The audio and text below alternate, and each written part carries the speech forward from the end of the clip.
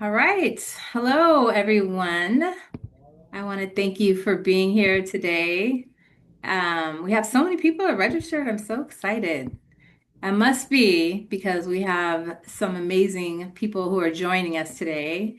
We have Dr. Gabriella Jones, who is our board member, vice chair of the Miles Hall Foundation. And it's crazy. She found out about us, about Miles and our story from a lawn sign.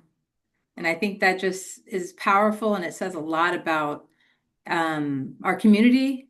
It shows a lot about her and how she wanted to show up and do something to make change. And so I'm just honored that she's here with us today to give you some perspectives that you may not have known before. And also, I wish I had known before my son Miles was killed by police in 2019, experiencing a mental health emergency.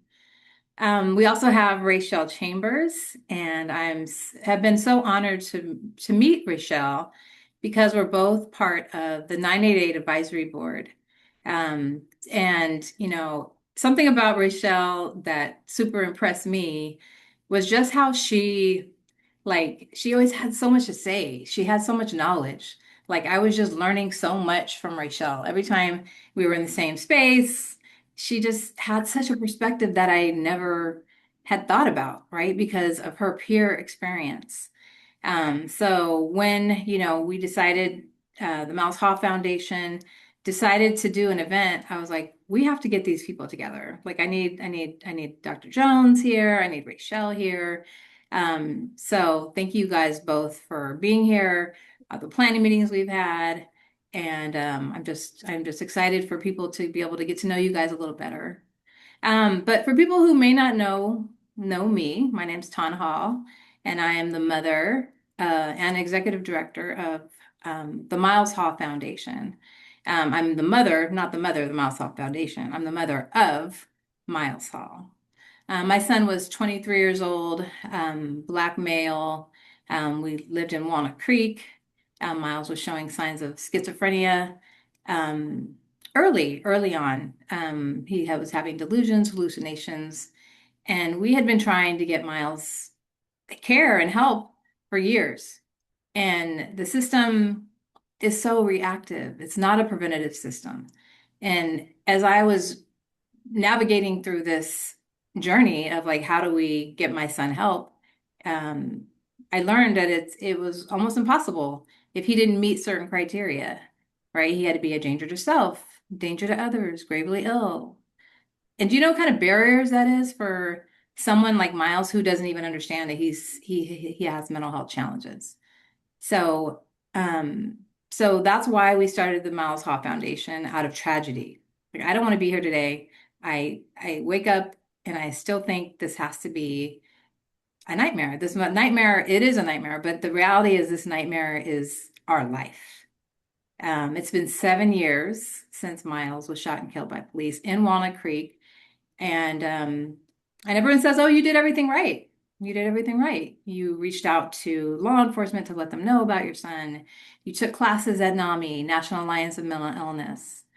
But the reality is our system is broken. And it is still broken, even with legislative changes that we have been involved in. And so now we have created the Miles Hall Foundation, right? And the reason that we created that is to make sure that we are protecting families, protecting people in a mental health crisis from police. We don't want police to be the first responders. They cannot be the ones to come and provide care because they don't have the experience. They're not a medical doctor. And that's what we need in this work. We need people who have the right type of care, the right type of response, and that are going to come without guns. So today, like I said, we brought in Rachel. Rachel and I are going to talk a little bit just about first thing I want to just, always state is that, this information is informational, right? We are not giving you necessarily advice on what you need to do.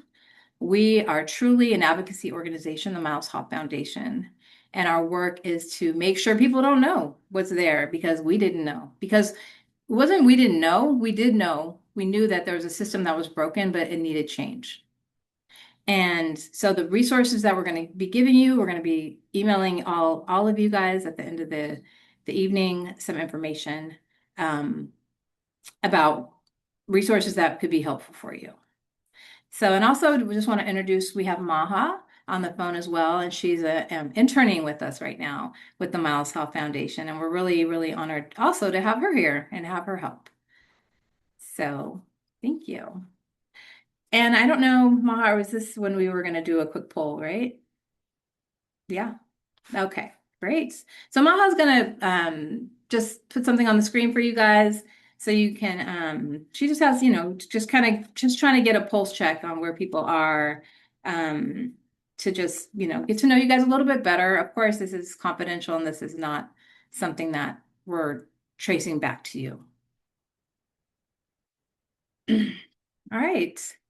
So um so right now I'm going to um just kind of get a conversation. I want to talk to Rachel a little bit. So, hey, Rachel. Hello, how y'all doing? Happy to be Good. here. Happy to be here. Yes, we're so glad you're here too. So I just wanted just to, I mean, I'm so impressed with the work that you've been doing with the Painted Brain. I mean, you are like started your own organization as peer-led. So can you just tell me a little bit about you and like what you've been doing with the Painted Brain and how you got here? Like, how did you get here? Yeah, thank you. And thank you, Ton, and thank you everyone. Thank you all the people that came at 5 o'clock. You know, to hear us discuss this topic. And I always tell folks when I'm talking, it's not on accident that you're here with me today. That I willed you here. You're here to learn, to experience, and I'm so grateful. And I'm grateful to share my journey. And I don't really separate my journey from my like personal life and professional because it's all been real connected. Like as you had mentioned, and again, not every time I tell you, I'm sorry for your loss. Um, my son's name is Miles too, so it's also connects to me when I'm at Ton. But my family has experienced mental illness, substance use, hospitalization, and loss. We lost my older sister Katie to an overdose. And today, my niece receives full service partnership services that most people know FSP through a county department. So, when we're talking about navigating services and advocating for your family, I'm not speaking based on theory. I'm speaking like as an auntie, as a sister, as someone like myself, as someone with a lived experience that has been hospitalized and navigated mental health services since I was 6. I've been navigating that as a family member and a peer. So when I speak to you about my journey and how I got here with Painted Brain and, my personal life, it all kind of goes together. And I usually get this daily proverbs, and I really wanted to leave you guys with this because I was like, well, what can I tell you about the journey? But the best time to plant a tree was 20 years ago, and the second best time today is today. And that quote is really a quote about recovery because recovery is like planting a tree.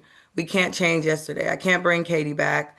I can't take back the times that I've been hospitalized. I can't undo some of the decisions that had me impacted with the criminal justice system. But I can make the choice today. I can decide to plant the tree today as a family member, as a person with lived experience, that I'm going to seek help, that I'm going to use my resources. And that's how that perspective changed my life. And that's what started my own recovery journey. And eventually we started Painted Brain. There was two other co-founders. At the same time, one of the other co-founders, we both lost a family member to an overdose. And I think that that was a driving force from a project that started 10 years before that. Now we're in our 20th year, but 10 year as a nonprofit.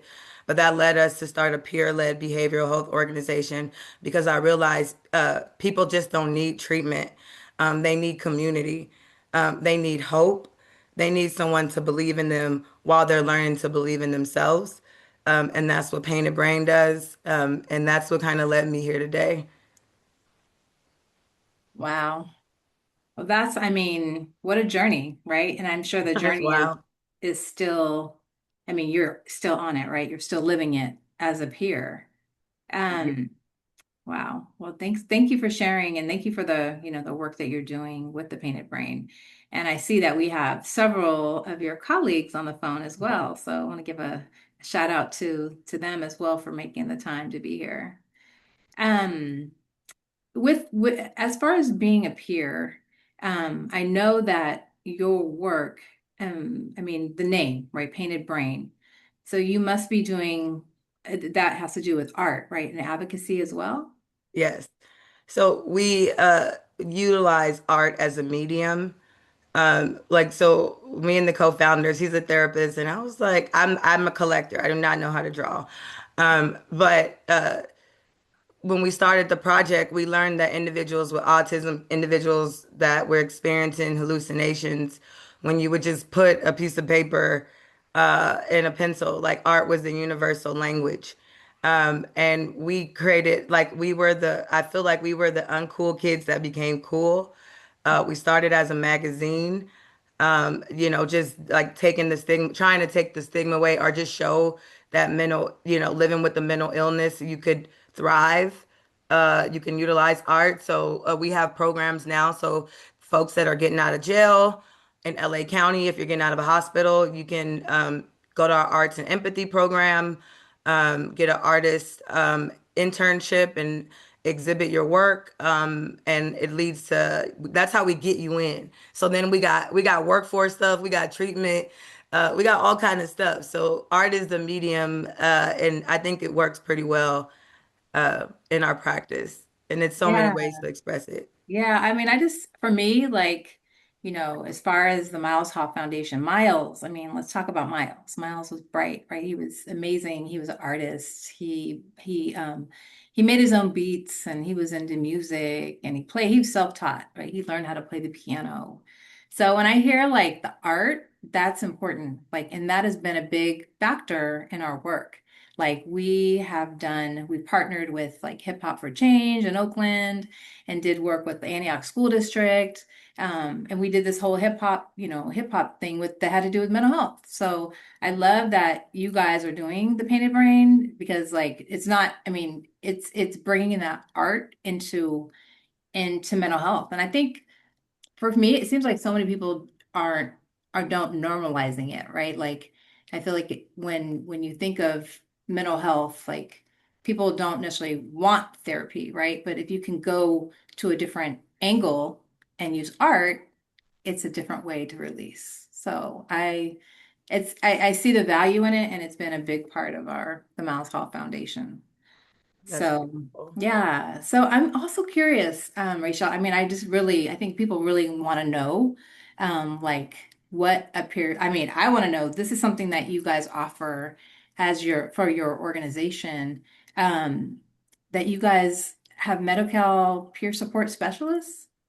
Yes, Can you tell us a little bit more about that and what that is?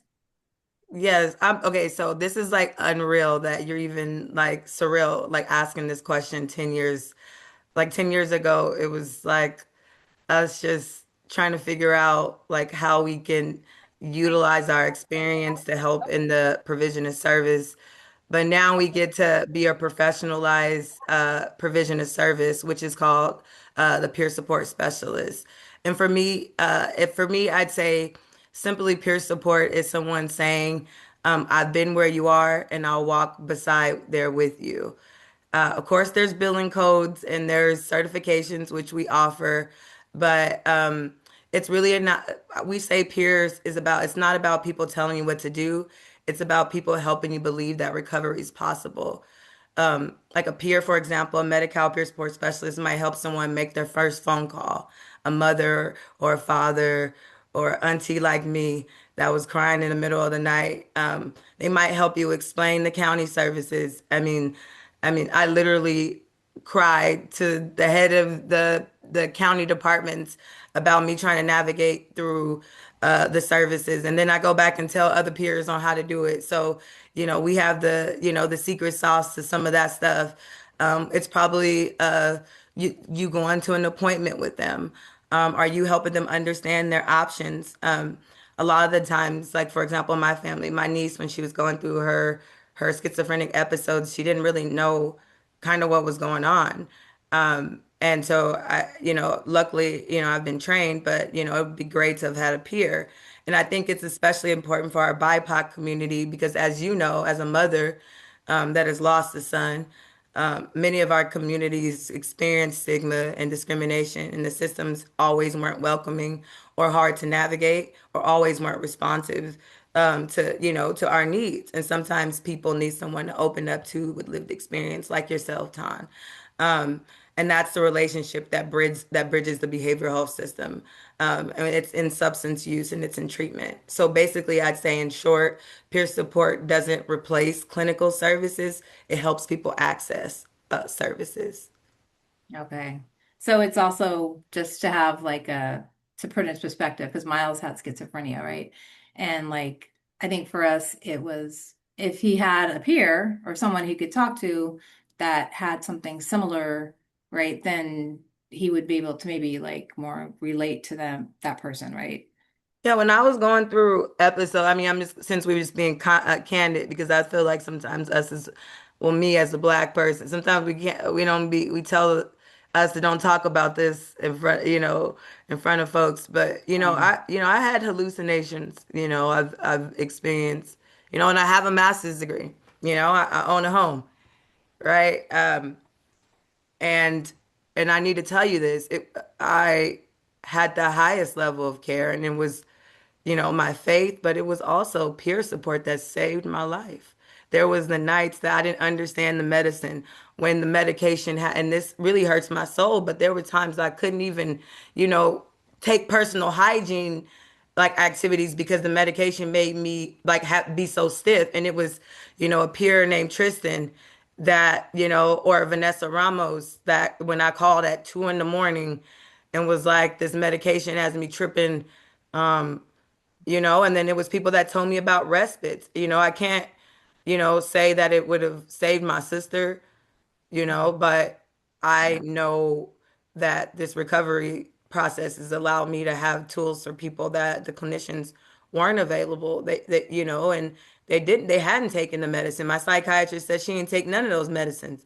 So she didn't know about the tartar dyskinesia, or, literally, I couldn't even literally take care of myself, and, so I say that, we are the ones that won't look at you, with a side eye, because we've been to jail. We've been there. We don't want to go back, and there were times, by the grace of God, I'm alive, so I'm very thankful. And like you said, we're building systems that weren't there for, our loved ones or, having conversations like this.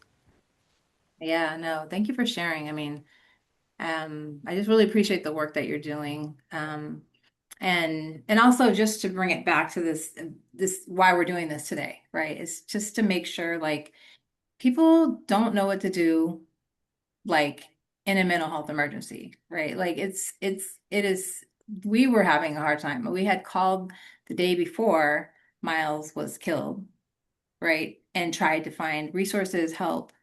And, I think we just didn't have what we have now. So, I appreciate Rachel, like how you're showing up in this work as a peer, um, to also like kind of normalize too and let people know that like there's hope and there's a way for people to um,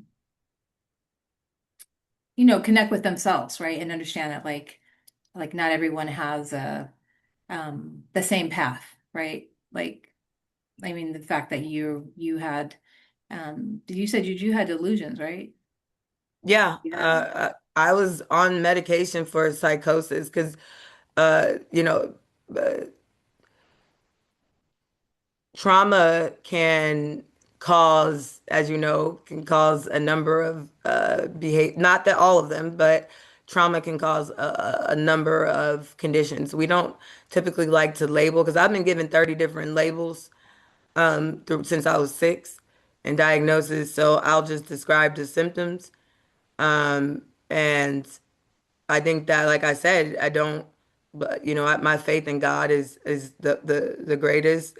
But I'm letting you know that there are times that, I mean, I probably didn't think I was gonna make it the next day. Like I couldn't trust myself around anything. So, I mean, I could have been dead. Uh, and I think that, I had a praying mother, and I think that for black males, I have a black son. I think it's, it's a little different of a path as a black woman with a mental illness than as a black boy with a mental illness. My son has autism, so interacting with the police might be a challenge. So yeah, normalizing these conversations, and that's why Painted Brain started. We started as a magazine, arts-based magazine, like you said, utilizing music, arts, and trying to do that prevention ahead of time, but being there, when you get out of jail to offer you training, when you get out of that hospital, you want to go into the arts program, you want to get treatment, and then building crisis systems with you, 988, teaching officers. We got folks on the call right now that train cops and train county crisis responders, and it's building that system that we can imagine. And it is like I think, and so the other thing that we talk about at Pain and Brain is a physical condition can have you in psychosis too, can have you exhibiting, aggressiveness. So I think that, yeah, these conversations should be have as just like we plan for fires and we plan for earthquakes. Like what happens, if we get sick or if we take the wrong medication or we get a condition, a neurological condition. And, so normalizing these conversations is the start, Tan. Yeah, no, and that's what, as far as like the Mouse Hall Foundation and what we're doing is we want to break the stigma. We want to have these conversations. We want to let people know they're not alone, like yourself, right? And you start a whole organization. I mean, that's amazing. I just want to give you some kudos, like literally, like I mean, you are truly an inspiration of how you turn. I mean, because this is not like this is something you live with. This is not something that just goes away, right? But Rachel, like you are, I mean, I admire you. Like I was like, I mean, we've been having our conversations, right? Like about your leadership and how, but I mean, like thank you for being part of this conversation. Thank you for being here. Thank you for being vulnerable, and and just let people see you and like really just the things you've been through. But I just want to just gonna, we're gonna kind of pivot a little bit. I'm gonna bring Dr. Jones into the conversation, Dr. Gabrielle Jones. Thank you, Rachel. Well, we're gonna be all having another little powwow conversation, but Dr. Jones, like, it's just so nice to have you here today. And so you are just, I mean, the way you show up for the Miles Hall Foundation has just been amazing and tremendous. And you are in our inaugural board, right? So I just want to thank you for being here. And we just want to talk a little bit more on the clinical side of, of what, this event is about, what to do, right? Before you have a mental health emergency, before you have a crisis. So, I just love to just get a little bit of background on how you see this these issues and how people can navigate help. Yeah, yeah. Thank you for having me. Thank you. Rachel, I love your voice. I appreciate it so much. Humbled to be in community with you, and we locked in. So just know that. Yeah, so this event, Connected for Care, really is supposed to hone in on what minoritized communities need to know or should know when they are dealing with mental health or mental illness. And so when we're talking about BIPOC, we're talking about Black, Indigenous people of color who identify as those from those backgrounds. And a lot of times, and part of why we did the first question was a lot of times people from these backgrounds don't even consider mental health as an option. So we're starting from a deficit of knowledge and awareness when it comes to all of the resources that are available, and even just the way in which we talk about mental health or mental illness in these communities is so different from the way that society may present mental health and mental illness. And so one of the things that I talk about a lot is just manifestations of wellness and illness in BIPOC communities versus other communities. So, manifestations of wellness, that's where Black girl magic comes from. That's where Black boy joy comes from. That's where all of the laughter and the jokes and the playful nature of our communities comes from. That wellness, that laughter, that joy, that internal spiritual, you can't find it, buy it, or sell it type of joy. And when we are talking about mental illness in these communities, sometimes it looks like over exerting ourselves. Sometimes it looks like spending more time on doing things or keeping ourselves busy so that our mind is not taking us over. So having some external stimulation or external stimuli um, can be helpful because it allows us to ground ourselves and keep ourselves focused on what it is we need to do. And we also have a lot of competing responsibilities, and we have a significant mental load when it comes to what we're even thinking about and navigating day to day. So, similarly to Rachel's sharing, I have a Black son. And so, the with the situation of Nolan Wells, I have been really distracted, really, really distracted. And I cannot understate how taxing it is for something that extreme and terrible to happen for people to then start having the conversation about how do we protect our Black and brown children. That shouldn't have to happen for us to have that conversation, but that's the society that we live in right now. And that is a mental load and burden that I carry every single day. And my child is 4 years old.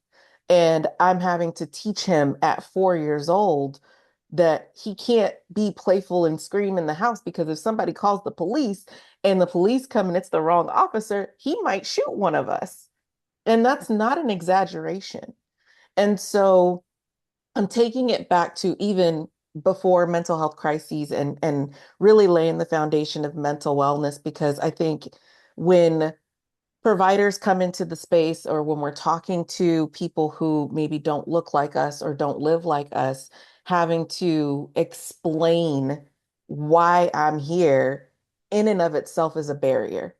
Having to share what it is that's causing me to seek treatment when you have no clue all of the steps that it took for me to even get to the phone call, it just that in and of itself requires being handled with care, um, and also recognize that there are safe people and there are unsafe people. So when you build community or when you're working with someone who looks different than you, asking them who their community is, who their safe people are, and that could be a really healthy, safe, and reasonable in for uh, building wellness kind of before a mental health crisis arises because you are telling them these are the people you can go to. If it's not me, if I don't feel like the safe person right now, who in your community do you feel safe with or comfortable with? Who do you spend time with? Who brings you joy? Right? Mhm. So having those conversations up front make the difference when it comes to people feeling like they have resources and support before a mental health crisis. Wow. Thank you for that. I think it's when Dr. Jones was mentioning, like, people when they're stressed or things may show up differently, um, may get real busy and like do stuff. I remember in the beginning, she kept checking on me. She's like, "So, Ton, hey, I just want to see how are you really doing?" So like not the board member. She didn't know. It was like therapist, a friend, right? She was like, what's really going on, Ton? So I think she was seeing that busyness, right? And like overcompensation of trying not to stay on like what happened to our family. Like Miles was killed by the police in a mental health emergency, right? Like my son was murdered in our street right behind our house. I mean, I like in a broad daylight, June 2nd. Science curriculum today. So, so yeah. So when you say that, I'm like, it just brought me to myself, and like, and that staying busy and just doing the things. So, um, but I do, I am curious though, and I really, really, really appreciate you bringing up, I mean, why we're here, right? Why the discussion too of being in for BIPOC people, right? But also, we have a lot of people on the call who aren't BIPOC, which, we appreciate you guys being on the call because it is important. Also, this information is important for you too. You're going to learn, right? Because some of this is universal. But also, it's also I think really important to know the communities have the most harm, ways you guys can show up too. So thank you guys all for being here. I do want to give you all a round of applause for just, spending time with us today. Um, but Dr. Joel, I know you talked a lot about like stigma, um, and sorry, sorry, mute. Uh, I think we got it. you got it? Okay. Yeah. But yeah, just curious, I guess, why do you think so many families delay getting help, right? Why is that such a thing in our communities? Yeah, that's a great question. And there are several reasons. So, broad brush, I can talk about some reasons, but obviously, individuals have their own experiences. So, this isn't by any means, and everybody is like this. And this is why people of color don't go to therapy. But often in my practice, what I've seen is, well, there's no one who looks like me, so I'm not going to go. I don't feel safe. I've been harmed. Something happened. I told somebody something, and then all of a sudden, um, here we are. The police are at my house. That happened to me in high school. I I went to for we're all in the Bay Area. So I lived in Hayward and my mom had me go to school on the peninsula. And for those of you who are familiar with the peninsula, Belmont, San Carlos, those areas are very predominantly white and were when I was going to school, and people of color were bussed into my school actually. And so I had shared a traumatic experience that I had had with a a grown up at the time, um, that was not safe for my family. And so the counselor who I was speaking to essentially just went straight to, I need to call the police and I need to tell, I'm a mandated reporter. I need to share this, which I understand now, given my experience, why she did that. I think that there was a different way that she could have gone about doing it. Um, but essentially, what ended up happening was my mom started a daycare, and she had a daycare for 18 years on the peninsula. so that she could spend more time with me. That's why she did it. And I had shared that there was a man who was in our home who was not safe toward me. And the counselor called the police and shared my story. And the police went to my mom's place of work, her home daycare, in the middle of the day, as well as my stepfather at the time's place of business. And it wasn't my stepfather whose job they went to. It wasn't the same man. It was a different man. But the counselor didn't ask me any information about that. Um, and my mom, who is a single parent trying to raise a child and do the best for her, has a home daycare of a lot of affluent white children, uh, has the police pull up to the house, and parents now see this and are questioning and asking.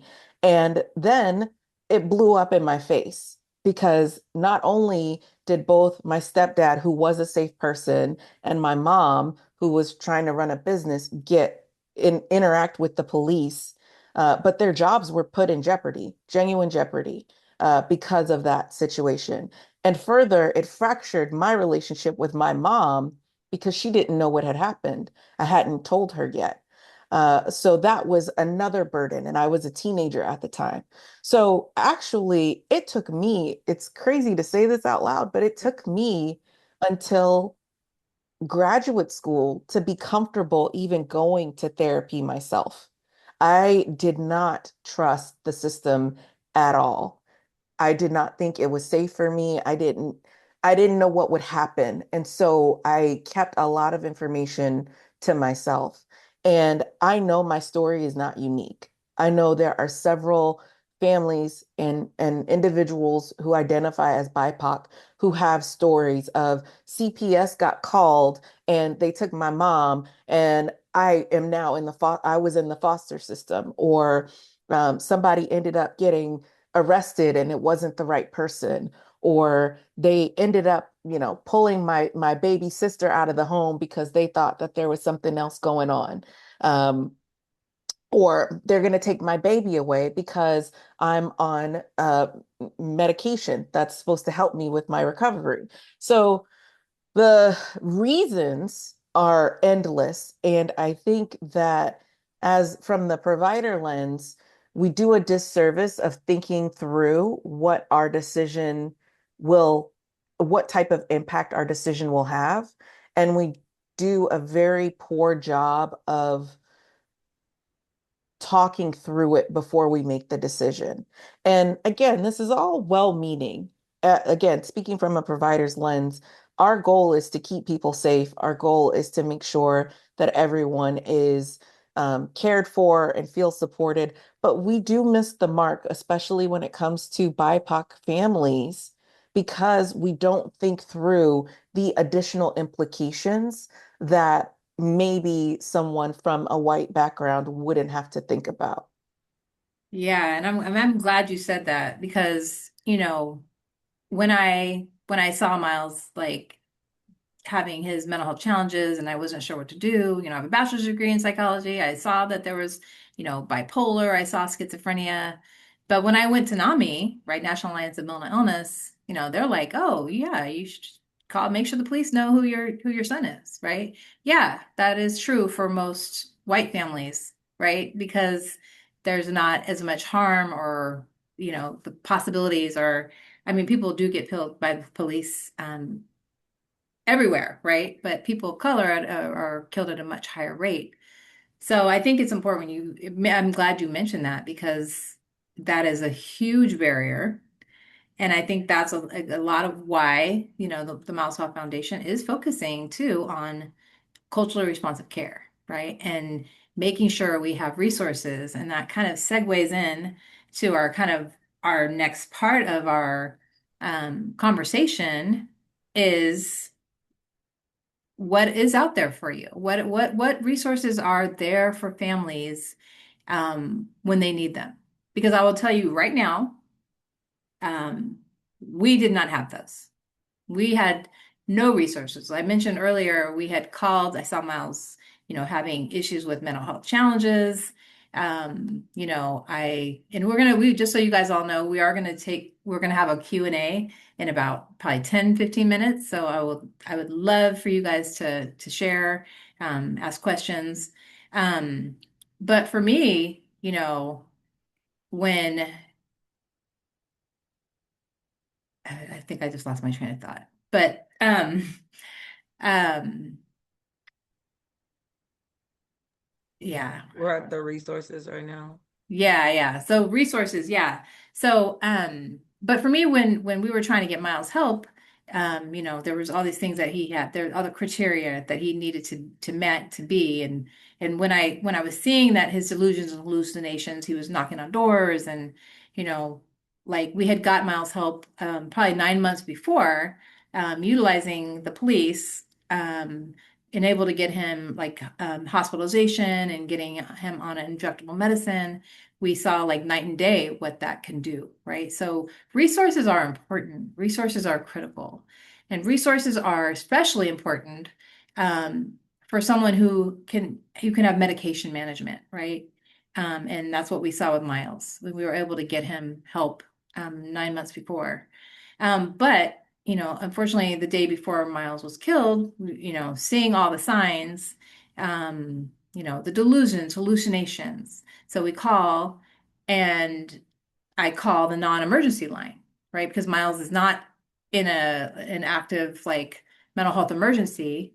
We're trying to avoid that. So we call the day before. I speak to someone on the call from the non-emergency line. They're like, oh yeah, for one, they don't give me any resources. They don't say, hey, there's a mobile crisis unit you could call. They didn't even tell me that, right? So that would have been number one, good to know, right? I already knew that, but the fact of that you call, they are not even giving you that as a resource. There was one mental health, there in our county of Contra Costa at the time, there was only two mobile crisis units for the whole county. And those mobile crisis units were Monday through Friday from 8 to 5, right? So this is what, Friday night at like 8 o'clock. There's no one to come, right? So, there is a resource now and that was created with the Miles Hall Foundation, Rebecca Bauer Cahan, Assemblywoman, Assembly member, and other advocates throughout the California.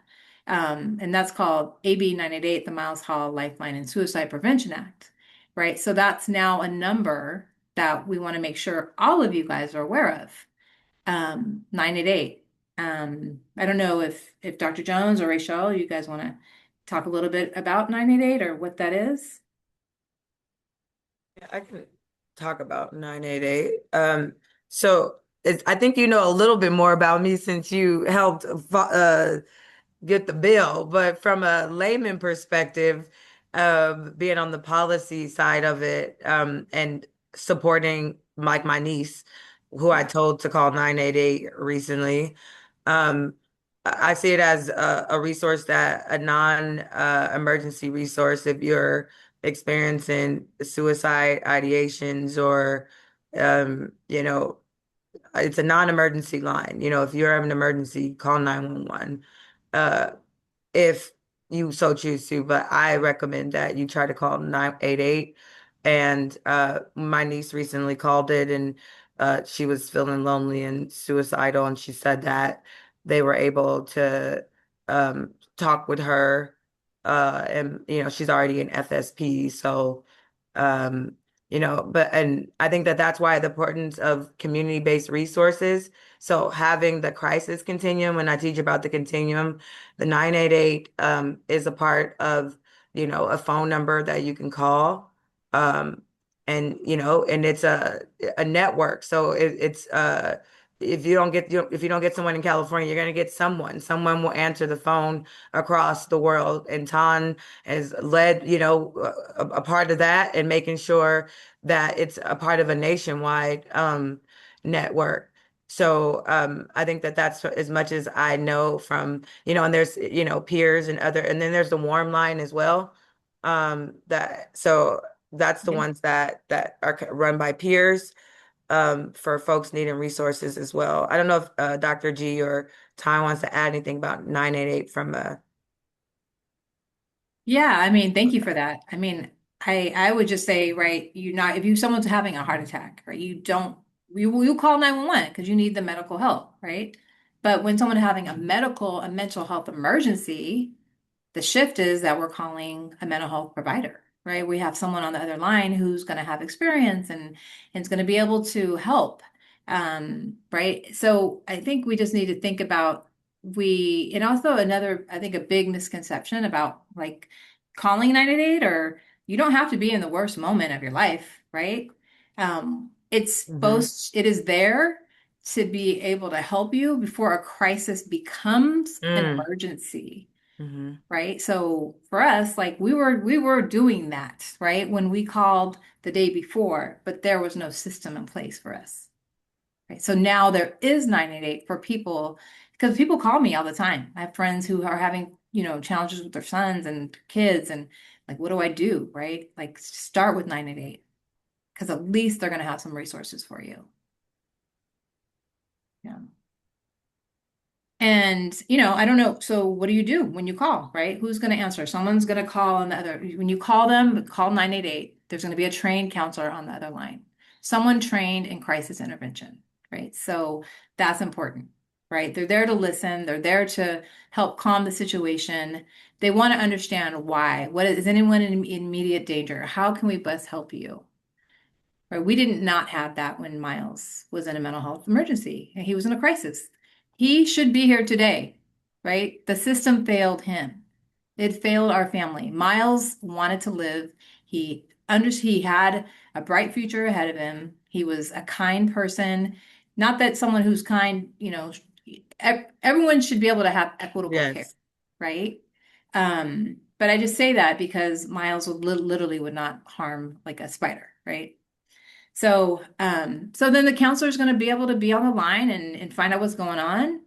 And and they're going to be able to, a lot of times they're able to connect the person with resources that they need at that moment, right? But then if they don't, then there's A3, right? A3 is going to be able to, and that's like someone to call. So it's called anywhere, any one anytime. So there's it's a continuum. Rachel keeps talking about the continuum of care, right? Calling someone, getting help, and then, someone to come and then somewhere to go, right? So a continuum of care. But that's where A3 in our county, Contra Costa County, comes in, right? And that's called the Miles Hall Crisis Hub. So if you call A3, they actually answer the phone, the Miles Hall Crisis Hub, right? Because they want to also understand and how they can help someone in a mental health emergency, right? Now this person's thinking it is a crisis. What can we do? How do we get this person help? Right. So it's someone instead of police. And that is our mission, right? Our mission, because our son was killed by police in a mental health emergency. So, right. So the work that we do is all about education. It's all about making sure people understand resources and knowing maybe what to do. But now at least having 988 and A3, it's a way to get people help. Can I Uh, also just add to that time yes, that please. by no means is this a an indictment on law enforcement. Instead, it is a resource to further support law enforcement. So they are busy, they have a lot of things to do, and they need to respond quickly. And it is not, we're all humans, we live in a flawed world. Humans are flawed, so people do things that are harmful, and racism exists. That's a fact, full stop. When it comes to A3, when it comes to 988, these resources were developed to ensure that what happened to the Hall family does not happen to anyone else, and to ensure that those people who are most impacted, who struggle the most, disproportionately or least likely to obtain or receive the services that they need have a solution. So I just want to highlight that because a lot of times when we have these discussions, sometimes people will say, well, you have feelings about police and things of that nature.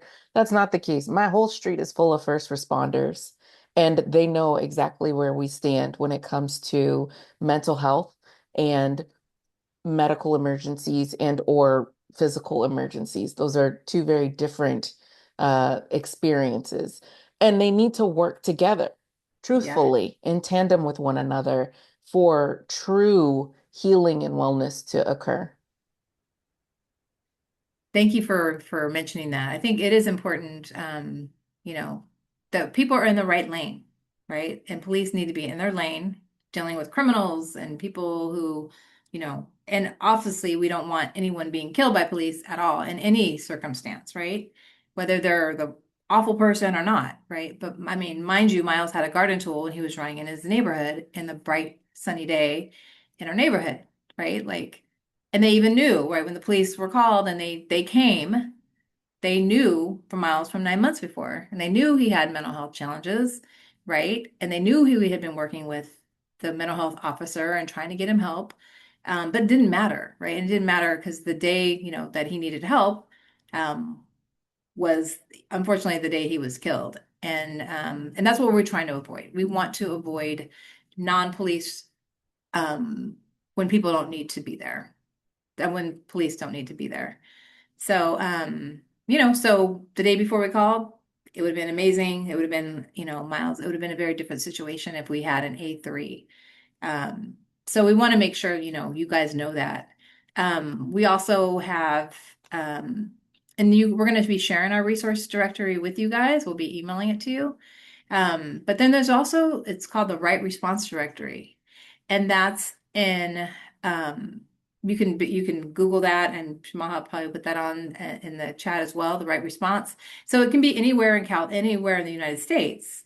You can put in your zip code, and it's going to tell you all the non-police response locations near you. So that's also very important, right? You also can call 988. You can also call 988, and hopefully they'll be giving you resources.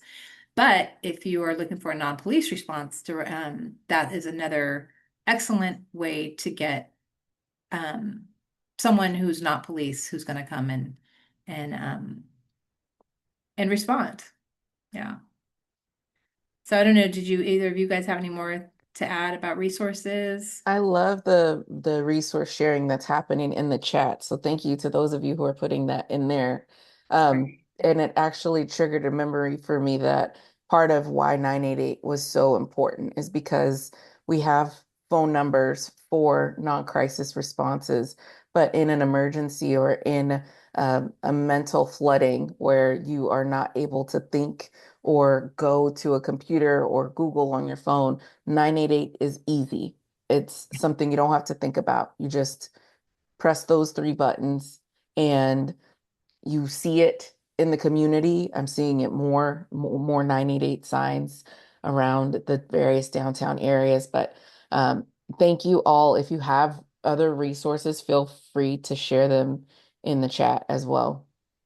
Yeah, no, thank you. Thank you, Dr. Jones. I appreciate that. Um, yeah, and I think, just a reminder, right? You don't have to have all the answers. You don't need to know everything, right? But like she said, having this easy 988 number is so it could be a life changer. It could be, literally the between life and death, right? So, yeah. And a lot of families don't have to wait. Like, if you're afraid, you can also just talk. And someone actually put in the chat, you can text, right? So that's also a really cool thing. If you don't want to talk to somebody and you just want to get some advice, texting, that's kind of cool, right? To be able to have that as another resource. So. Yeah. So I would love to, I think Maha said we're taking looks like we have some questions in there. So I don't know There's if, a great question in the chat. I can read it out loud, or yeah. if the person who wrote the question wants to unmute and ask it themselves, Maybe feel they free. can just, you can have people unmute and ask their questions so they can Yeah, provide yeah, context. great. Can you If they're name the comfortable. people, Fred, Maha? if, Yeah. Okay. oh, yes, yeah. Fred, if you would like to share a question. Sure. Hey, the question that I had in there, because I know that there are great variations between and among the counties in the Bay Area. So, is there any particular guidance that you would give for what are some useful words to say if a family member is really concerned about a loved one in a mental health crisis, and they're seeking some assistance, but they want to really do what they can to make sure that whoever responds to that call has some training in mental health de-escalation. So how best to ask that question in that critical moment? I mean, are you asking for, okay, so I think that from what we described just recently, I think the continuum, if you call 988, they're gonna know, they're gonna be trained. If you call A3, the mobile crisis team, like you just gotta literally just say, I need help. I mean, they're trained, but I think if you're talking to someone that's not trained, if that's what you're saying, or a 911 officer, like, and I have done that before. I mean, I literally say this person is not they if they are, but I mean, I literally, for me as a black person, I literally tell, like, if I'm calling 911, I tell them, like, I try to use words to say that the person is not a threat to other people unless they really are. But and describe, in words that we want, a non lethal response. I'd like a minute. Like, so I work with the sheriff of Santa Barbara. He is actively committed to having clinicians and officer co-response in his county. And he wants all his members trained in his jails and peer support specialists. So I think that when you call a lot, like say, for example, that county, they're going to know, they're going to be trained. So I think that that's the advice. I mean, I'm not giving advice, but when I've called 911, and most recently when there was someone in my neighborhood that was, exhibiting, irregular behavior, I did call 911, but I'd call 988 at the same time. But they're in LA, they didn't come for like an hour and a half. And I told the police the person was not harming anyone. I wanted a non like I wanted mental health folks, but 911 came faster and then she was arrested. And then 988 called, the mobile crisis team called me later, and I said she's been arrested. So, I mean, I try to plead with them to, like, I don't know. I think sometimes it's you kind of have no words, but Dr. G, do you want to add to that? Yeah, yeah. And I appreciate what you're saying because everything's not perfect. But to your question, Fred, I think there are a couple of things. If you are aware of, like, if you're the cognizant person making the call, asking the police officers to come without their lights on or without noise, that Mhm. tends to be like, can you come in? It's a residential area.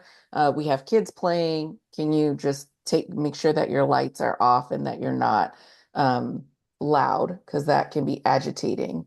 Or sharing that there's not a lethal threat and this person needs someone to talk to them or someone to kind of talk them to help them calm down. They're just really emotional right now. So using easy to interpret language. So de-escalated can be a big phrase depending on the situation that you're in. And it also can make people think a certain way. So if this person is escalated and they're going to hurt someone, they're running around, they've got an axe and they're just like yelling to the hills. But if you just say they're just really emotional right now and they need someone to talk to, that tends to alleviate some of the stigma around the perceived harm of a call like that. I really appreciate that, Dr. G, because that's why we also, Ton and other folks were working on the psychiatric advance directives, which is, to your point, Dr. G, you just gave the county their psychiatric advance directives. We got some trainers on the call because that's a part of your psychiatric advance directive as an individual. That's a document that you use to plan before a mental health crisis. And as someone that has been arrested in LA County, cops came with guns blazing. And I'm just being honest. Cops is coming guns blazing. And I just hope 988 is because I had cops comes in, but my psychiatric advance directives do have people to not, speak on my behalf. It does, talk about me being traumatized. It does talk about how I've, had interactions and how I want to be engaged with the cops, and that's happening in some counties right now. Contra Costa County is a county that is pilot in that project. So if you're interested, connect with Grace on the call. Angel Tan is also a part of the project.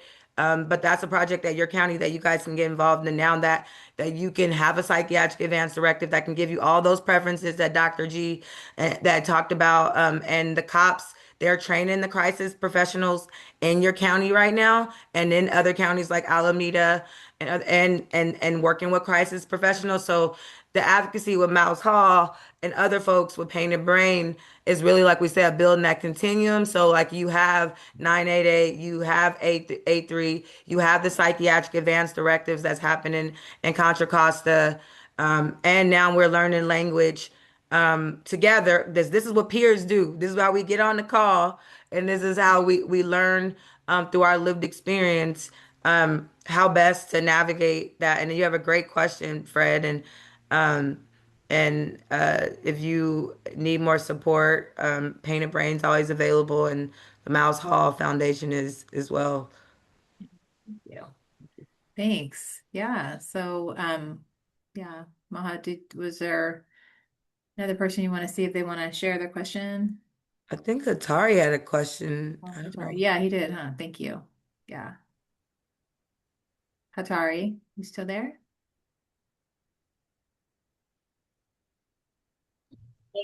Excuse me, everybody. I'm out amongst my people. I'm at work. I'm at work. Oh, hi. Wait, So look, I relate to everything everybody said. Like I did 33 years in prison, so I get it. Like I had a shootout with the police. I got shot by the police. I got a lot of I have a lot of trauma that I have to deal with even to get to it. I'm still dealing with it. Like, but Well, thank you for sharing.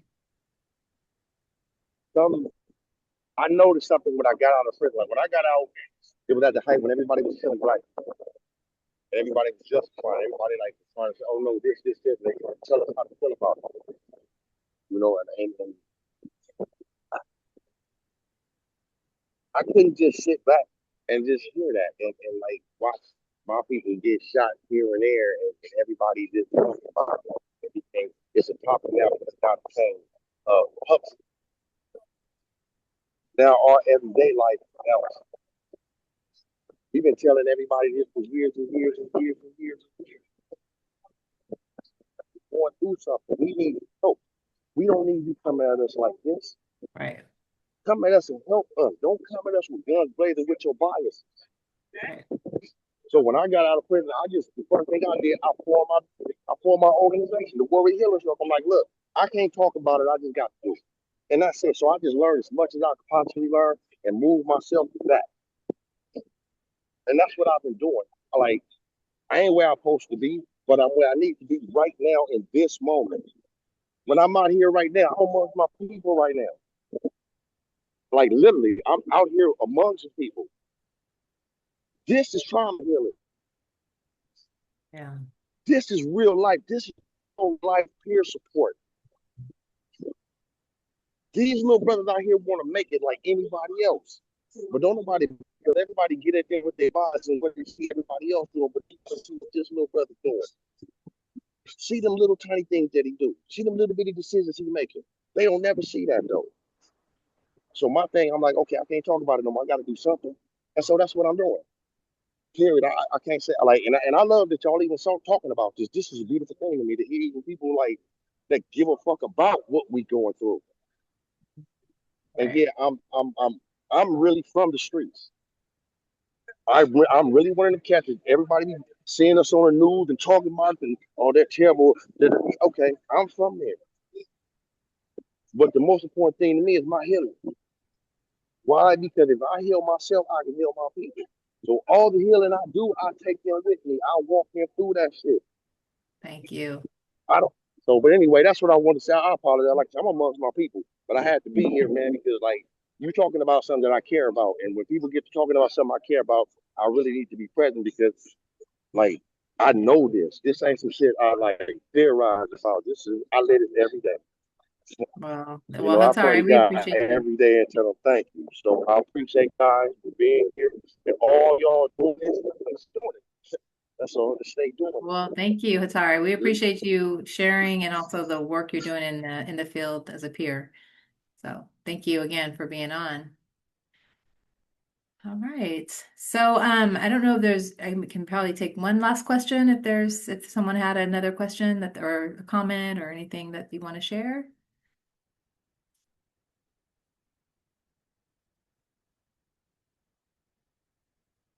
Okay. Well, then yeah, I would just go back to you know, hopefully you guys have learned something new. Being with us today on a 5 o'clock on a Tuesday. Now it's almost 6:15. So thank you guys for all being here. Thank you for Dr. Jones and Rachel and Maha and all of you guys for being here today. But we do want to end with another poll, just asking you how comfortable you feel about seeking mental health support for you or your loved ones. Like, I don't know if that's changed at all, but we'd love to just get another. So Waha's going to put this poll up for you guys. Um, yeah, there it is. All right. So how comfortable do you feel seeking mental health support services for you or your loved ones? Very comfortable, somewhat comfortable, neutral, somewhat uncomfortable, very comfortable. But yeah, to get as many people as we can to participate. And I just want to say thanks again. We have a great turnout tonight. But I can see why. Look at the people we have here in front of you, right? Speaking on, their experience and their expertise. So yeah, so thank you again. And I did want to just ask another open-ended question, and if you want to just put this in the chat, we're always looking at ways we can improve. But if there's something like an event or a program that you guys think would be important or really you would like to see in the future, if you can let us know what that would be. But anyone who answers this, we are going to enter them in a raffle. So we'd love to get um, your thoughts about, what would you like to see, or if you even don't, you can always just give us some other just information in the chat, like what you liked. But yeah, so and I see some people have been doing that. So thank you. We're getting some good feedback already. So thank you for doing that. Oh, Rachel says a bingo fundraiser. Okay, I like it. Cool. So we've had the ending poll, we had 14 people participate in that.